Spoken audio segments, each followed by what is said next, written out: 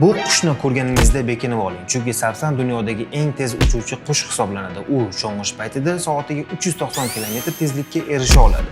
Bu nafaqat qushlar orasida, balki butun hayvonot olamida eng yuqori tezlik hisoblanadi. Sapsan lochinlar parvozda tezlik, aniqlik va chaqqonlik bilan ajralib turadi. Ularning aerodinamik tanasi, uzun va tor qanotlari ularni osongina shamolni yorib o'tishga va yuqori tezlikda sho'ng'ishga moslashtirilgan. Bu lochin chumchuq, kabutar, qarg'a va shunga o'xshash parrandalarni balanddan kuzatadi va yuqoridan bexato sho'ng'ib ularga hujum qiladi. Bunaqa hujum odatda bir urinishda o'ljani yiqitadi. Sapsan lochin nafaqat biologlar, balki muhandislar uchun ham ilhom manbaiga aylangan.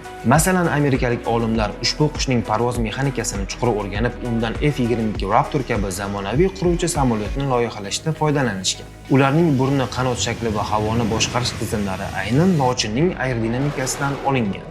Sapsan lochin tabiatdagi eng mukammal parvoz ustasi bo'lib, u bizga hayvonot olami va texnologiya qanday uyg'unlashishi mumkinligini yana bir bor eslatadi. Biz qachon tabiatdan ilhomlanib, yangi va zamonaviy ixtirolar qilamiz?